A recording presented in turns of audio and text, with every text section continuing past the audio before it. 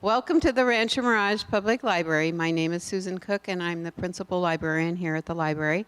As we always do at our library events, we want to thank the Rancho Mirage Public Library Foundation because they are the entity or organization that helps make all these programs here at the library possible.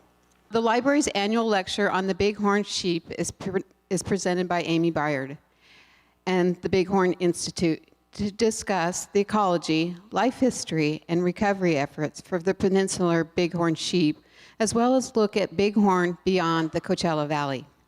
We are certainly delighted to hear the news of the baby lamb born at the Living Desert in February of this year. How many people have seen the baby lamb? Some? Good. Aimee has a degree in wildlife biology from Kansas State University. She started working at the Bighorn Institute in 2000 as a field biologist and now serves as the Institute's associate director. Please join me in a nice, warm Rancho Mirage Public Library welcome for Aimee.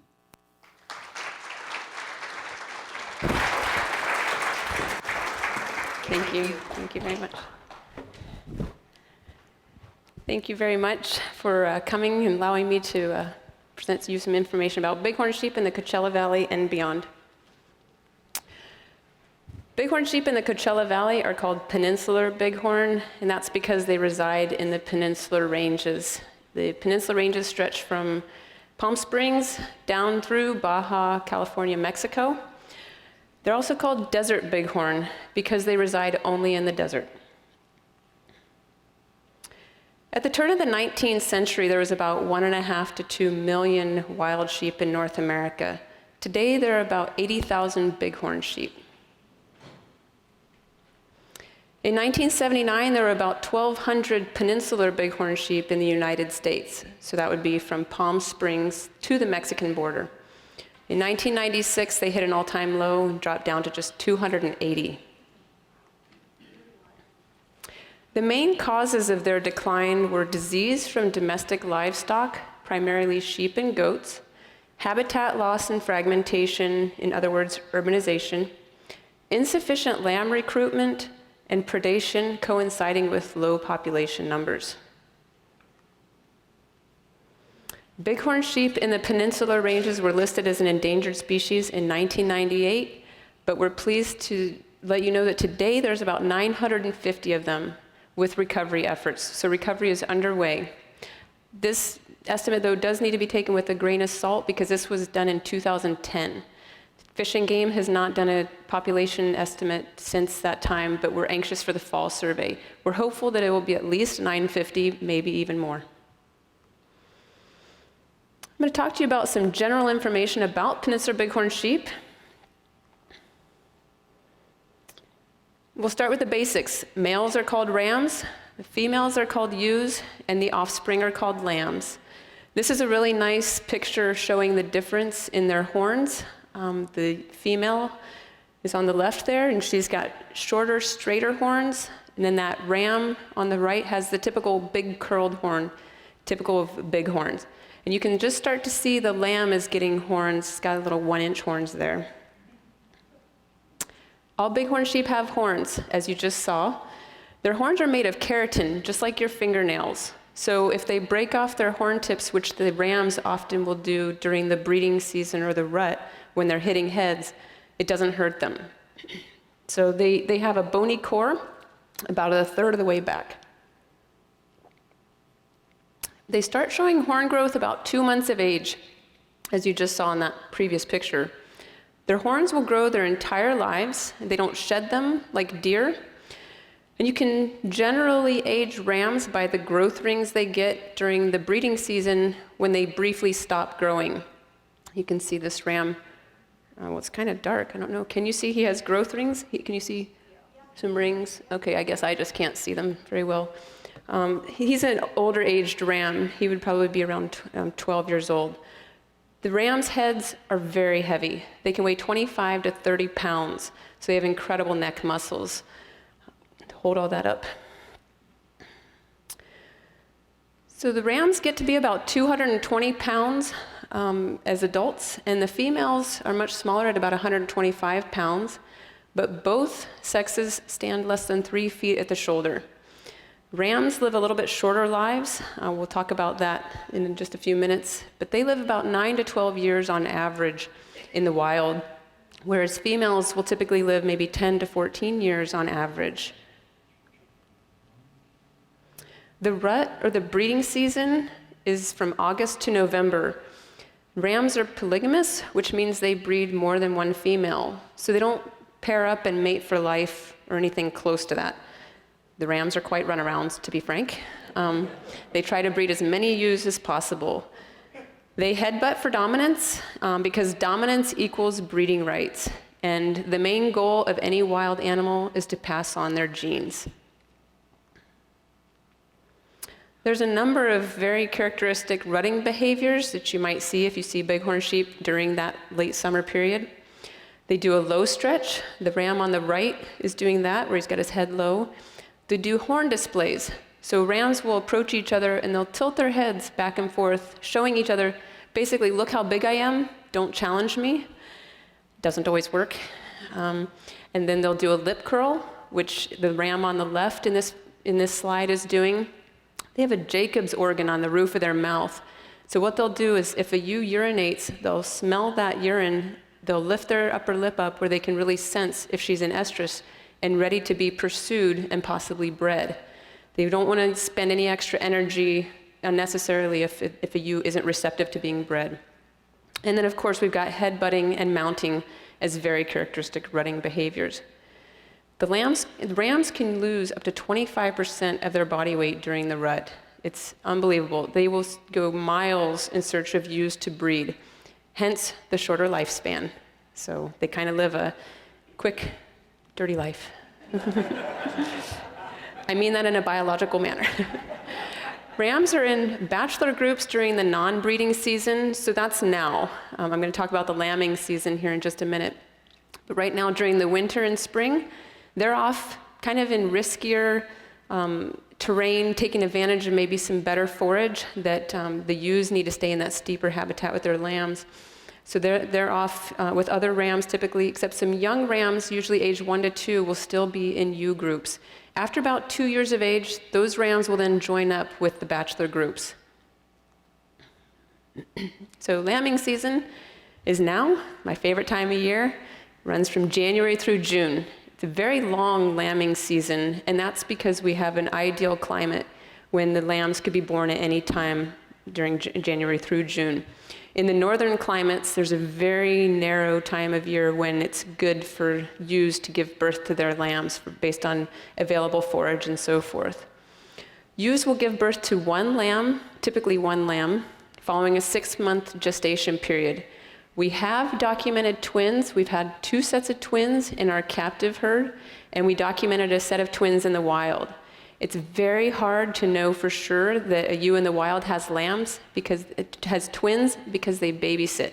So you often will see ewes with multiple lambs, and maybe another ewe has gone down to get a drink or gone to eat something, whatever, and she'll leave her lamb with someone else. Often a less dominant ewe will be charged with babysitting, that sort of thing. So these are, you'd have to see that lamb at 1 to 2 days old to know for sure she had twins. Very rare. The ewes like to isolate away from all disturbance, including other bighorn, to give birth. They don't want any of their own kind around or anything. The lambs are born gray, like you see here. They blend in incredibly well. They can start walking, within minutes after birth. They're about 8 pounds on average when they're born. And they'll turn gray about 2 months of age, 2 to 3 months. They'll start getting that more tan coloration. They pass their home range knowledge down from generation to generation, and that's because the lambs spend the first year of life with their mothers. And so basically what that means is they're teaching them where to eat, where to drink, where to go at certain times of the year, things like that. And it was pretty neat because yesterday I'm convinced we saw this in action. A little bit of speculation on my part. But basically in the northern Santa Rosa Mountains herd, This is a Rancho Mirage palm desert herd. There's kind of two little subgroups. There's a group that hangs out in Magnesia Canyon and Bradley Canyon, which is right across the street from us here. And there's a little group that hangs out in Carrizo Canyon and Dead Indian Canyon. That's up off of Highway 74, just south of Bighorn Country Club. They don't typically intermingle, and the group down in Dead Indian and Carrizo Canyon actually dropped down to very low numbers in recent years, but they're coming back. Well, we had a radio-collared ewe that we know lives in the Carrizo Dead Indian Canyon group, and she had a newborn lamb about a week ago. And we thought for sure she would hook up with other ewes and lambs that we knew were born in that area. But yesterday, we found her with ewes and lambs on Bradley Peak, right across behind Thunderbird Heights. Well, years ago, we had a couple other collared ewes that, when there was such low numbers in that Carrizo Dead Indian herd area, they would give birth in Carrizo Dead Indian Canyon and then come all the way down here to join the larger nursery groups. So it's really fascinating to see this. I'm convinced she learned it from her mother and that, this is what we were seeing. Of course, Jim thinks I'm speculating and whatever. I can't prove it, but it happened. So where do the sheep live? They live in steep, open, mountainous terrain. So basically, all of these mountains around the Coachella Valley is bighorn habitat. Peninsular bighorn are unique in that they're low elevation sheep. And that means that they typically live from 400 feet to 4,000 feet elevation. And this is even despite the opportunity to go to 10,000 feet in the San Jacinto Mountains by Palm Springs. They will usually always stay below that chaparral line. And that's quite different for other bighorn sheep. The home range is usually larger for rams versus ewes. Again, as I described earlier, the rams will travel miles in search of ewes to breed, so they have a much larger home range. Ewes will live their whole lives in a much smaller area. So what do they eat? Well, they're herbivores. So they eat most all native plants that you see here. I mean, that's probably one of our most common questions is, well, right now we have a beautiful, lush desert, but usually it's not looking like this. It's mostly brown and dead looking, and people say, what do the sheep eat? Well, everything you see in the mountains, they can eat. And they can get nutritional value from that, including cacti. The ewe on the left is eating a cholla cactus. That just is horrible to me. It's painful to watch. And I'm thinking, what do you get out of this? But they do it. They do it repeatedly. It's amazing. Most of what they eat has stickers or spines, since there's mostly stickers and spines on most things in the desert. But they mostly eat shrubs, forbs, and grasses. They are diurnal, they're active during the day. They'll eat, they'll browse all day, then they'll bed down and they'll ruminate, which means they're regurgitating what they've eaten so that they can maximize the nutrients and moisture from that vegetation, and then they'll eat it again. Really amazingly adapted for a desert environment. And then they excrete a very small pellet for their scat, so it minimizes the moisture loss even further. They rely on wash bottoms, especially during times of drought. These past 4 years, and maybe even this 5th year now, I can't decide, are we in the drought still or not out of the drought? I think we're still in it. They need these wash bottoms like you see on the right, especially during summertime. Those areas have collected what little moisture we did get and are often the only areas that have green vegetation. They're eating on a cat claw here in this photograph. Again, it has stickers. Talk a little bit about their senses and adaptations. Their eyesight is their main defense. It's been said they have eyesight equivalent to 8-power binoculars. If you've ever looked through binoculars, that's amazing. That's why if you're out hiking and you see bighorn sheep, they're almost always looking at you first. They've already seen you. It's very hard to sneak up on bighorn, kind of a personal goal of mine, when I'm tracking them. Can I surprise them? No, I didn't again. Sort of thing. They're just really great at their vision. The adults are brown, as you can see here, or tan. They've changed from that gray, and they blend in incredibly well. Another amazing adaptation, just blend into the rocks.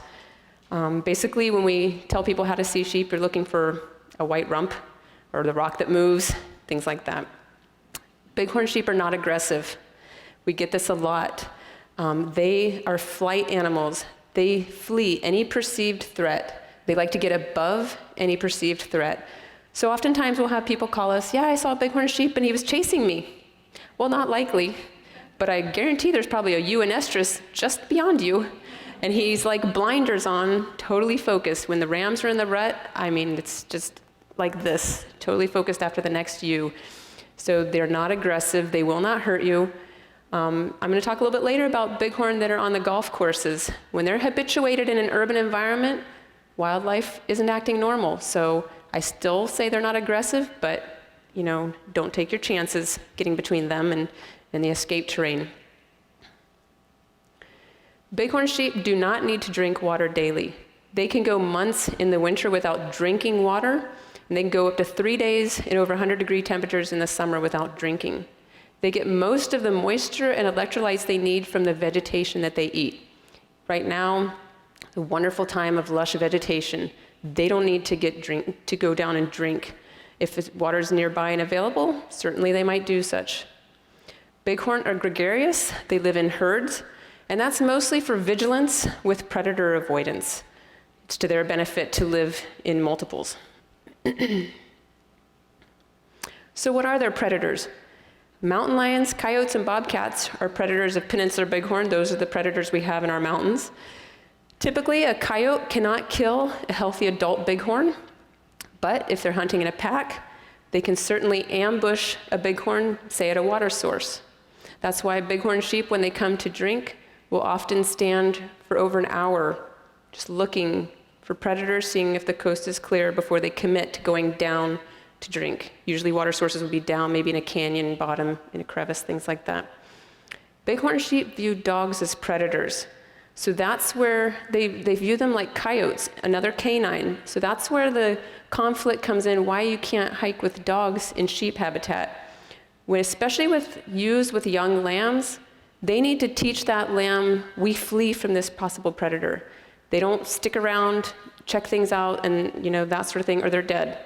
So they have to teach them to run. Well, that's an energy expenditure maybe they can't afford at that moment. Maybe they're eating some important vegetation, maybe they're drinking at the time. It takes them away from whatever else they were doing, and they need to flee that potential predator.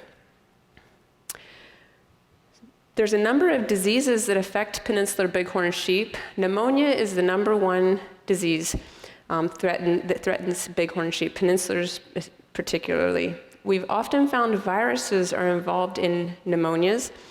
Typically, they'll die of a bacterial pneumonia, and we've found, I'll talk a little bit later, that viruses have a role in this process. And we've found when they're in an urban environment, can succumb to intestinal strongyle parasites. Usually parasites can't persist in our desert, dry environment, but we have found them in the Rancho Mirage area particularly. So what can we do? Well, unfortunately not much. The disease must run its course, and prevention is really the key. We've got to keep the bighorn sheep away from domestic sheep and goats. They've done studies where they put a bighorn sheep next to a domestic sheep, and within a couple days, the bighorn sheep is dead. They just harbor pathogens, just like we do. We all have pathogens at all times. I might get sick from something that might not make you sick, etc. It's the same thing with domestic sheep and bighorn sheep. They harbor pathogens that don't make the domestic sheep sick, but will wipe out a bighorn herd. And it's deadly because there's nothing we can do. So we've actually had this. Years ago, we released 3 rams into historic sheep habitat in northern Palm Springs. And we didn't know if it was going to take, and it did. But 2 of the rams survived, and each year this is Blaisdell Canyon, so it's north of Chino Canyon, just south of Snow Creek, if you know that area. So these 2 rams would live by themselves in this area for most of the year until the rut. And then they'd come down and breed, they'd join the core population, and they'd breed the ewes, and then they'd return. Well, one day, we have one of our biologists looking at this ram, and he's with a domestic goat. And it was just a heartbreaking day, because we know that neither of them is going to be able to stay in the population. That's too much of a disease threat for the rest of the herd, especially when the San Jacinto population, as I'll talk about later, was at precariously low numbers and recovery was underway. You can't take a risk.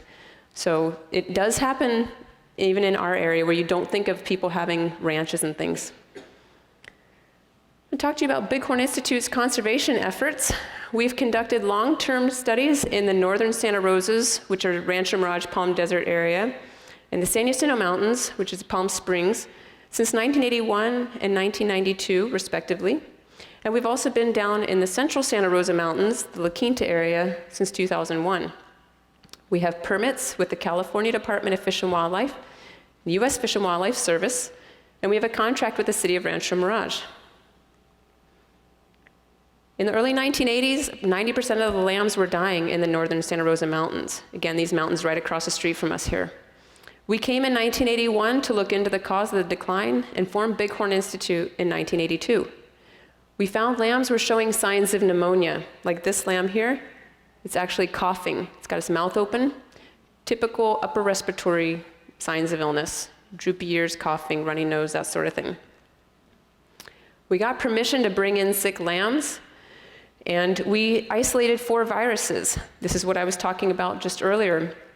What we found was that the viruses were stripping the lining of the trachea, which was then ultimately allowing the bacteria to set in. They were dying of bacterial pneumonia. But previous to this, we didn't know that viruses were playing a role in the disease process. We tried vaccines and different things, of course, for more of the bacteria part of it, unsuccessful.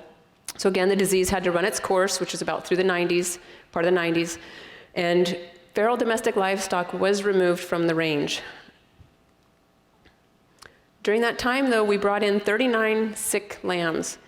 And amazingly, we were able to successfully rehabilitate 33 of those lambs. At that time, a sick bighorn was considered a dead bighorn because there's really not much you can do. But we had a number of wonderful veterinarians involved and even some doctors from Eisenhower involved. And many of these lambs were re-released into the wild, and then a few of them served as source stock for our captive breeding program, which I'll be talking about later. In the 1950s, sheep were known to come down into the urban areas of Thunderbird Estates when it was being built. They had used that alluvial fan for years, but we found that the changes were not conducive to their survival. We did an adult mortality study from 1991 to 1996, and we found that 34% of the collared adult bighorn died from the effects of urbanization. We had a number of sheep eat oleander, as you see here, and die. It's poisonous to sheep, to us, to everybody. I mean, you would never want to roast a hot dog on a stick, things like that. All they need to eat is 1 or 2 leaves, and it gives them heart lesions and kills them, within a day, very immediate. This is rampant. Oleander is rampant in our valley. It's a wonderful plant, for privacy, grows very easily, things like that. A number of sheep got hit and killed by cars. Right here across the street at Paxton, right by the vet hospital, there's that kind of blind curve there. A number of sheep got hit and killed there. And a ram was strangled in an illegal barbed wire fence.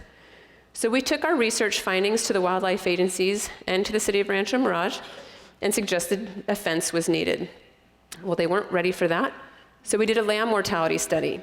From 1998 to 2001, we radio-collared lambs in this area.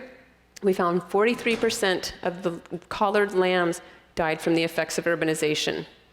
We had lambs drown in pools. We had a mother that was hit and killed by a car, and the lamb was prematurely weaned and died.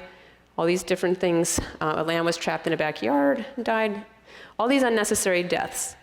Well, the community really became outraged with the loss of the lambs, and we took our data to the wildlife agencies again, to the community, and the city of Rancho Mirage installed a bighorn exclusion fence, which was completed in October of 2002, and it's completely eliminated all urban-related bighorn deaths.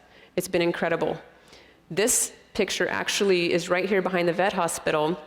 It's got kind of a square panel type of fencing. It's 8 feet high. Well, I guess that proved rather expensive, and so the rest is chain link, but it's 4.5 miles long, and it was painted to blend into the environment. And the beginning of the fence actually starts right across the street from us in this empty lot. And most of you probably wouldn't notice it. It really blends in. But it's been an incredible recovery tool. This is a nice map to show you the yellow line is the Rancho Mirage city fence. And then after that fence was installed, 2 adjacent private communities also installed fences. We've got Porcupine Creek here, and then the Mirada down here. So now we have a little over 8 miles of continuous fencing in Rancho Mirage, and it's just been an incredible benefit to the sheep. How, you ask? It's helped accomplish a recovery goal of 25 ewes. It did that within 2 years after the fence, they reached that goal. The population has not dropped below since, the number of ewes. It helped decrease adult bighorn mortalities. It eliminated all urban-related bighorn mortalities. It's helped increase lamb recruitment. We're having better lamb survival now that they're not down in the homes where they have their vision impaired and so forth. We found predators were working the urban area. 93% of those mortalities of lambs were within 300 meters of the urban interface. So pretty big deal there. It's resulted in a center of habitat use shift away from the urban setting. So they're moving away from this urban sprawl area back into historic areas, which is fantastic, using more of their habitat. And you can see from that fence map, they're not fenced in, they're fenced out of just the urban areas here, and they've got this wonderful backcountry habitat available to them still. Now there's about 80 adult bighorn in the northern Santa Rosas today. So recovery's underway, and they're really doing well. Well, unfortunately, La Quinta has these similar urban issues, and they have since 2007. This is kind of deja vu, because we're seeing a lot of the same issues in this area. Again, they're susceptible to getting strongyle parasites. When they're eating the watered lawns, what they're doing in La Quinta is they're coming onto the golf courses at Tradition, Silver Rock, PGA West, and the Quarry. So right along that eastern edge of the Toa Slope, all historic sheep habitat. So strongyle parasites will not kill the bighorn outright. But what you've got here is a ram with a terrible infestation. He's got a swollen muzzle, weight loss, diarrhea, just overall looks terrible. Well, he was ousted from the herd after this. He's a liability to them because he'll attract predators. And sure enough, he was killed by a mountain lion about a week after this photo was taken. The sheep are more vulnerable to predators when they're in an urban environment.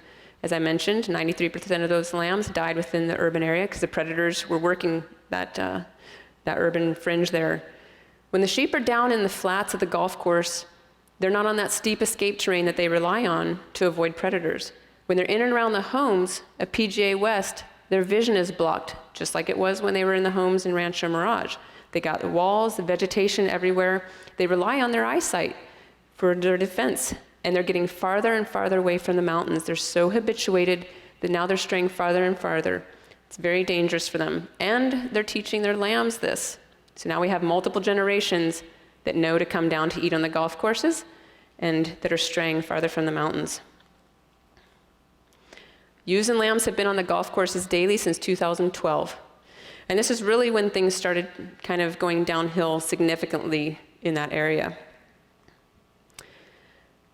We know of 7 bighorn sheep that have died since August of 2012, directly related to them coming down onto these La Quinta golf courses. 4 of them have drowned in the Coachella Canal that you see right here. You can see this ewe is standing right on the edge of the canal.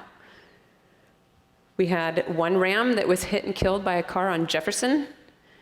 Fortunately, the lady that hit him was not injured. Her airbags deployed. We had a ram eat oleander and die by PGA West. And we had a very sick lamb on Silver Rock that had to be picked up and euthanized last year because we're finding that the lambs are getting disease. They're congregating in these tight groups, about 30 sheep or more. And once one animal gets sick, they just spread it nose to nose, especially the lambs are vulnerable, 2 to 4 months of age. So only 2 lambs survived last year that we know of in the whole group that came down onto the golf courses.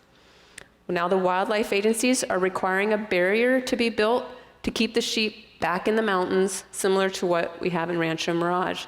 This is a requirement for the Multiple Species Habitat Conservation Plan. And I'm sure you've read in the paper recently, there's been some mixed emotions and opinions about that. Not so far unlike what we experienced in Rancho Mirage. There's a lot of beautiful homes there. People didn't want a chain link fence, things like that. Well, they also got sick of the bighorn being in their yards, eating their roses and other things. And they saw that it was very detrimental to the sheep. So they realized this is what needed to be done. They made the fence blend in and did it as well as they could. And it's, as I've mentioned, showing you how the fence has helped the population. It's really been an incredible recovery tool. So now I'm going to kind of shift gears and talk to you about bighorn sheep beyond the Coachella Valley. This is just kind of a personal interest. When I'm not running around the mountains here looking for sheep, I'm off looking for sheep elsewhere. So let's start with our nearest neighbor, Joshua Tree National Park. There's bighorn sheep are in the Jumbo Rocks area, like Barker Dam, things like that. Got a number of sheep here, here, here, and here. What you'll notice, this is a ewe, and she has very flared horns compared to peninsular bighorn sheep. So you have some horn differences as you go to different areas in different colorations, and maybe can be a little bit darker, things like that. Now what I like about this picture is this ewe with her legs stretched out. These sheep live in the rockiest, ruggedest terrain, and yet they still value comfort. And I love that. They often will bed with a leg out, a front leg out or something. And the best thing I've learned from them is before they bed down, if it's not on a boulder, they'll kick out a bedding spot. And I've seen these newborn lambs do the same thing, mimicking their mother, and it's just adorable. I'm like, I know you didn't move even a pebble, but they kick this out so they have a perfectly smooth spot. And let me tell you, it took me a number of years, too many, to do the same thing, and now I do the same thing before I sit down to observe them. It's quite comfortable. So, moving on to Nevada and Arizona, this is the Colorado River. So this is just south of Hoover Dam, Lake Mead area. You can see sheep on both sides of the river there.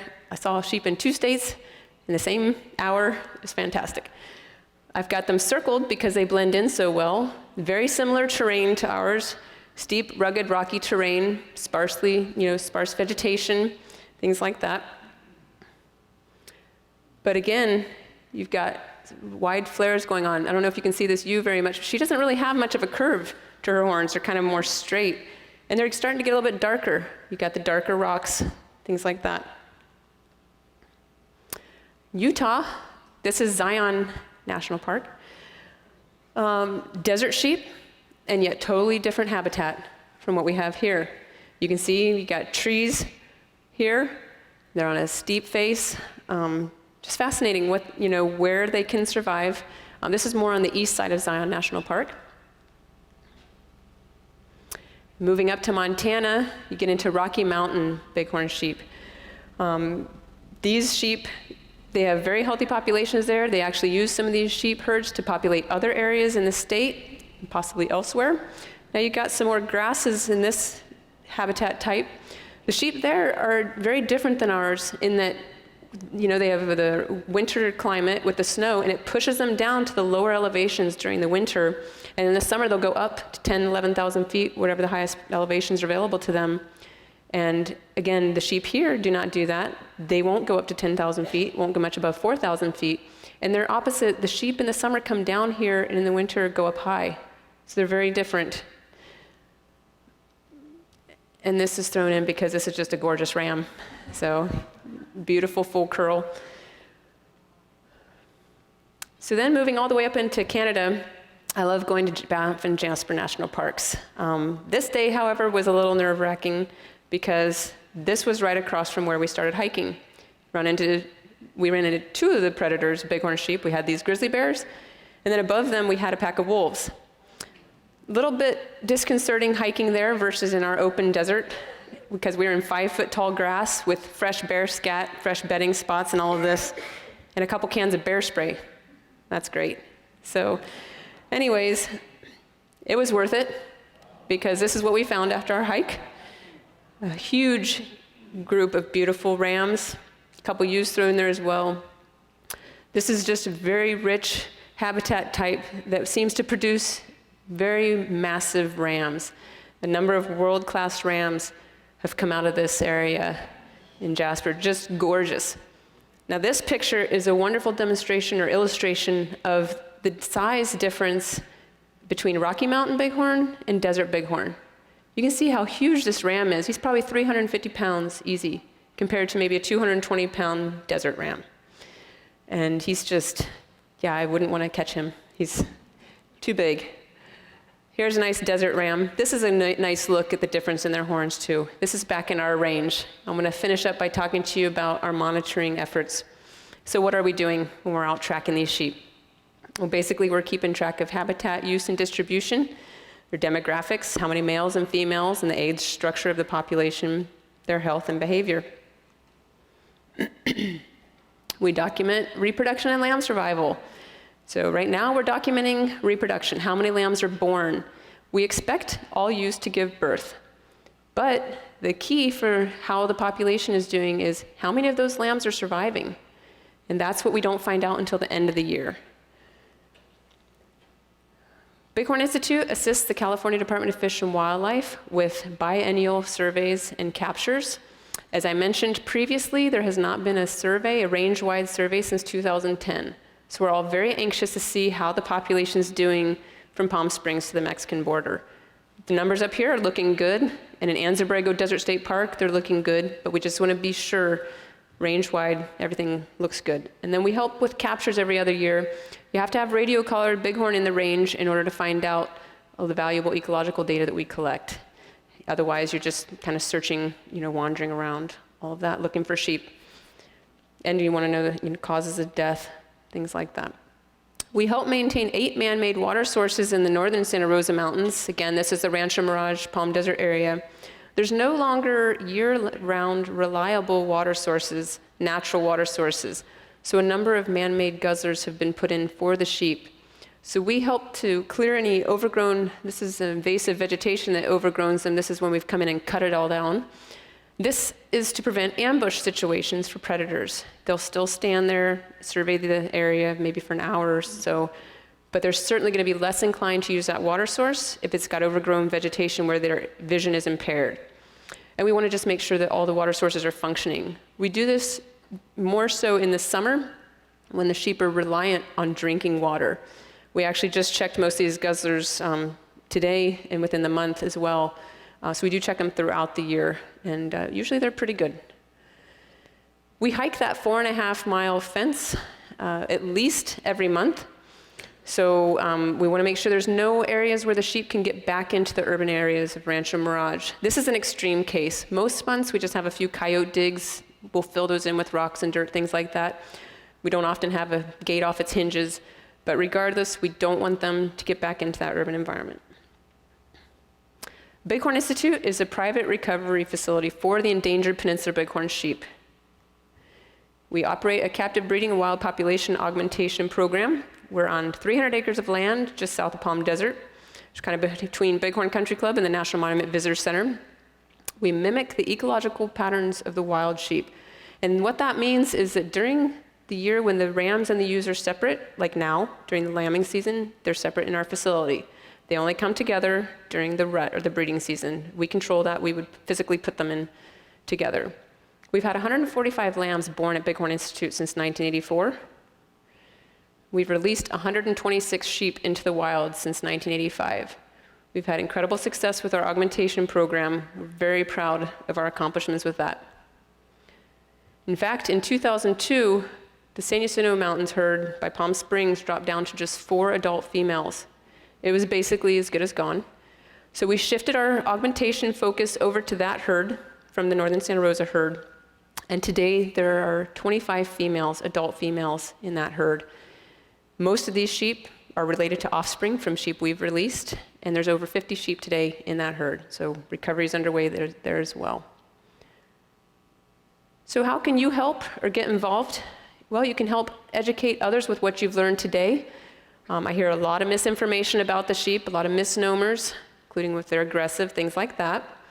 You can follow any trail closures or restrictions, especially for dogs. Hopefully, with today's talk, you understand the concerns of having dogs in sheep habitat. There really aren't very many trail restrictions. There's only a few trail closures, and that's for lambing season and for the hot season when there's a couple of water sources that are important for the sheep. Don't approach bighorn in the wild. If you're lucky enough to see sheep, just sit down and enjoy it. If you sit down and kind of blend in, they're not going to run from you, most likely, unless you're above them. Then they likely run above you, and then they'll stop and be curious. So just don't approach them.